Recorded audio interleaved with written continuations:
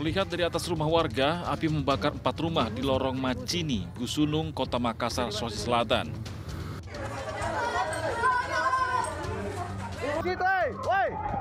Puluhan mobil damkar dan ratusan petugas dikerahkan untuk mengatasi sulitnya akses menuju titik api.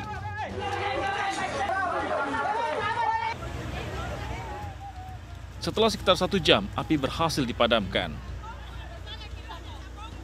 Kami tetap melakukan upaya untuk mencari bukti-bukti asal mulanya api dari mana, sehingga kita bekerja sama dengan identifikasi dari Polrestabes untuk melakukan penyelidikan. Terima kasih.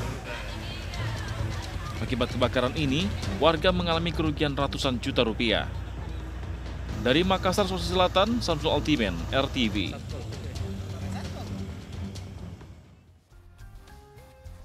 Seorang bocah berusia 8 tahun di Jakarta nekat membawa kabur mobil milik orang lain hingga menabrak sejumlah kendaraan.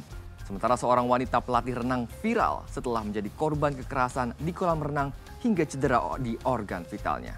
Sahabat, inilah catatan seputar investigasi. Bersama saya, Pramadika Samudra.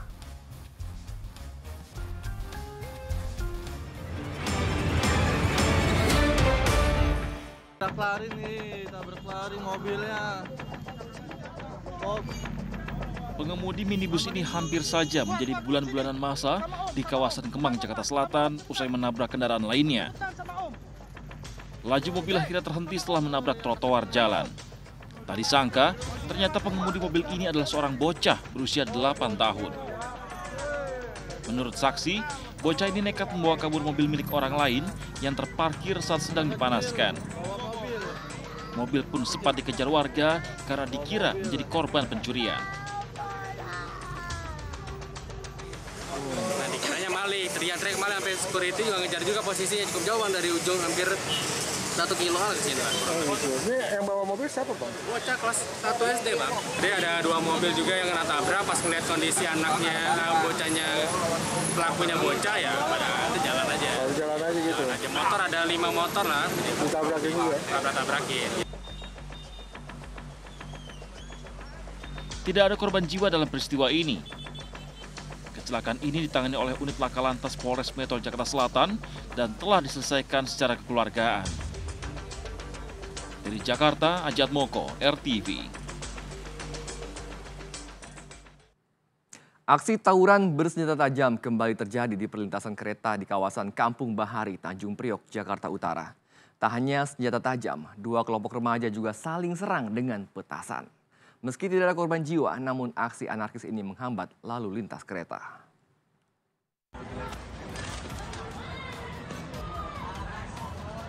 Iya, masaknya banyak bener. 2 kelompok remaja terlibat tawuran di rel kereta di kawasan Kampung Bahari, Tanjung Priok, Jakarta Utara. Puluhan remaja saling serang dengan senjata tajam, petasan, batu, hingga senapan angin. Meski tidak menimbulkan korban jiwa, namun tawuran ini sempat membuat lalu lintas kereta terganggu karena kereta tidak bisa melintas. Warga sekitar bahkan mengaku resah. Puluhan remaja itu baru bubar setelah polisi tiba di lokasi kejadian. Ya resah lah, bukan salah gitu mah. Udah tahu banyak yang kena sasar peluru senapan angin kena warga ya kan. Bukan resah lagi pokoknya itu mah. Udah. Kasihan yang lainnya kena sasaran semua, rumah juga pada habis pada bolong tipukin. Warga berharap polisi rutin berpatroli di wilayah tersebut, khususnya Kampung Bahari yang rawan aksi tawuran. Dari Jakarta, Aprianto, RTV.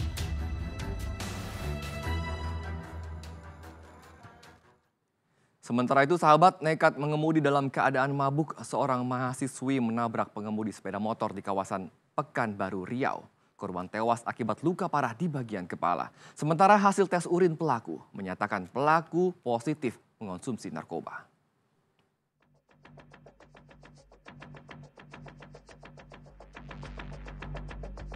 Kamera CCTV yang terpasang di Jalan Tuanku Tambusai, Kecamatan Marpoyan Damai, Pekanbaru Riau, merekam kecelakaan mobil minibus yang menabrak seorang pengendara sepeda motor. Peristiwa kecelakaan ini pun viral di media sosial lantaran pengemudinya ternyata seorang mahasiswi bernama Marisa Putri, usia 21 tahun. Ia diketahui baru saja pulang dari tempat hiburan malam. Pada polisi, pelaku mengaku tidak sadar menabrak korban dari belakang.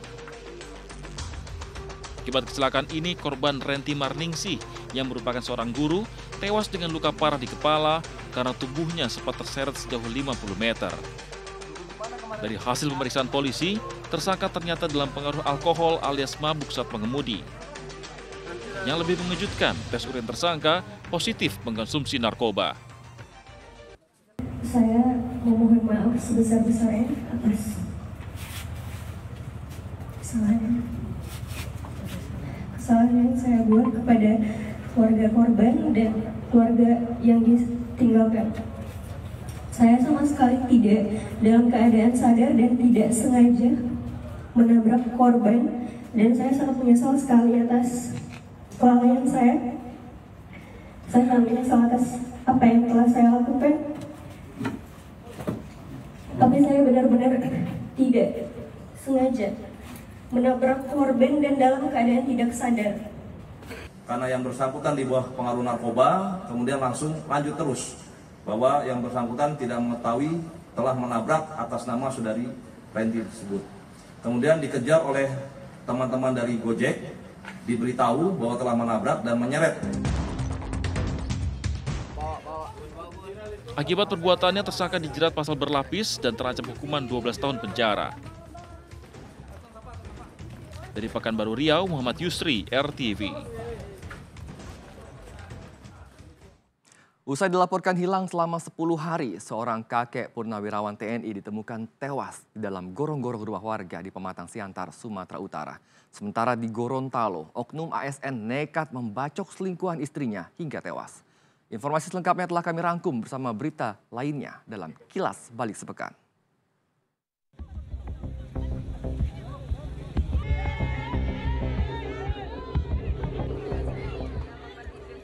Warga Sigulang-Gulang Siantar Utara, Sumatera Utara digegerkan dengan penemuan jasad kakek berusia 90 tahun di dalam gorong-gorong salah satu rumah warga di Jalan TB Simatupang, Kota Pematang Siantar. Jasad korban bernama Adrianus Sinambela ditemukan dalam kondisi sudah membusuk dan mengeluarkan aroma tak sedap. Proses evakuasi pun berlangsung dramatis karena kondisi jasad korban terhimpit di dalam gorong-gorong selokan air. Petugas BPBD dan kepolisian akhirnya terpaksa memecahkan cor gorong-gorong tersebut. Jasad korban berhasil dievakuasi setelah 3 jam pasca penemuan mayat. Anak korban mengaku ayahnya telah dilaporkan menghilang sejak 10 hari yang lalu. Jasad korban langsung dibawa ke Rumah Sakit Bayangkara, Kota Tebing Tinggi untuk diotopsi.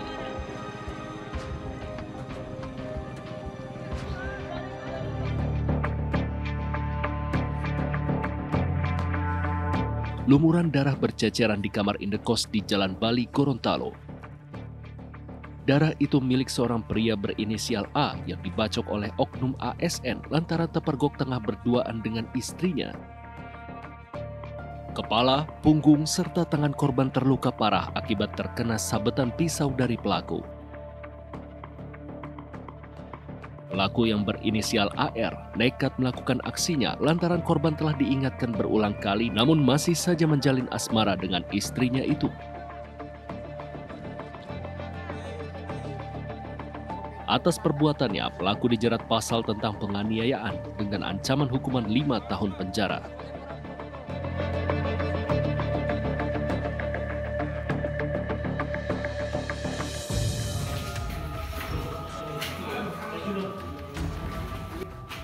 Warga Jalan Darmo Indah Selatan, Surabaya, Jawa Timur digegerkan dengan penemuan sesosok gadis cantik yang tewas dalam kondisi leher terlilit kabel USB. Korban diketahui bernama Sandra, berusia 30 tahun. Awalnya, Satpam Komplek Perumahan curiga dengan kondisi pintu rumah korban yang terbuka selama 2 hari. Namun setelah dicek, korban ditemukan tengah tertelungkup di tangga dengan leher terjerat seutas tali kabel. Korban sempat diduga tewas karena bunuh diri, namun hasil penyelidikan, polisi menyebut Sandra tewas karena dibunuh. Mirisnya, terduga pelaku merupakan adik kandungnya sendiri.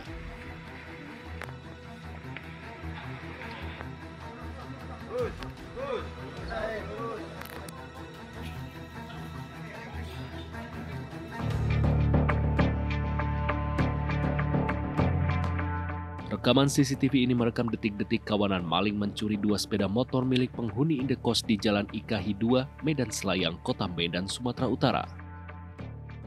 Dengan cepat, para pelaku menggasak sepeda motor di tempat parkir indekos dan langsung membawa kabur 2 sepeda motor tersebut.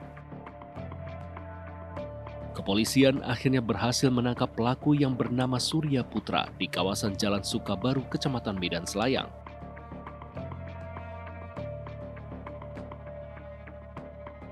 Saat memburu pelaku lainnya, tersangka merusak borgol yang ada di tangannya dan sempat menyerang petugas hingga terluka.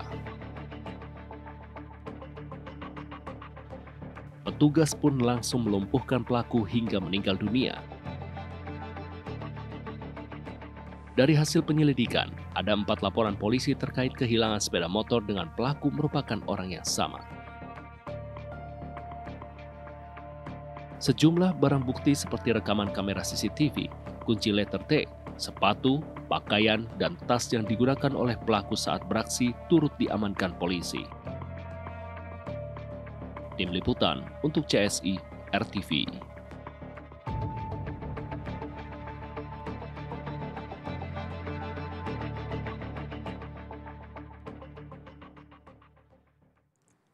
Ya, sahabat, berkendara dengan selamat di jalan raya tidak hanya membutuhkan keahlian, namun juga kewaspadaan dan kepatuhan dalam berlalu lintas.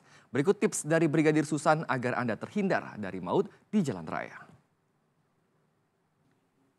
Sahabat, pelanggaran lalu lintas terjadi hampir setiap hari. Dan kali ini pelanggaran lalu lintas apa yang sudah terekam? Mari kita lihat bersama-sama.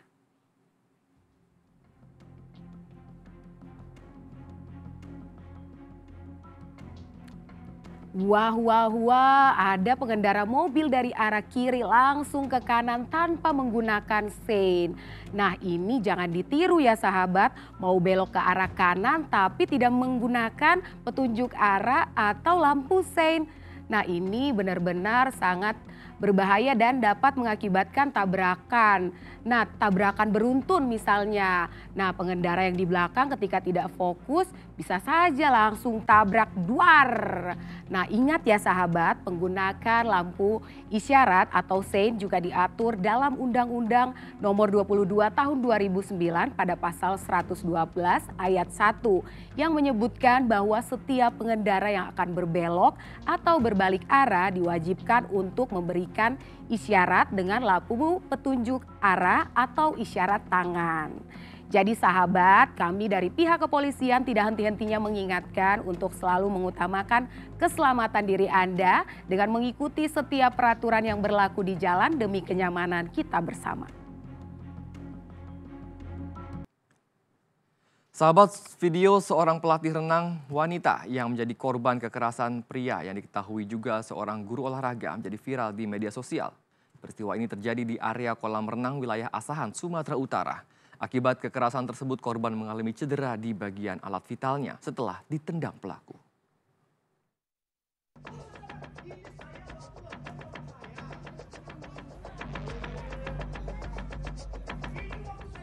Video yang tengah viral ini merekam aksi kekerasan dilakukan oleh seorang guru olahraga pria terhadap pelatih renang wanita di sebuah kolam renang di wilayah Kisaran, Asahan, Sumatera Utara.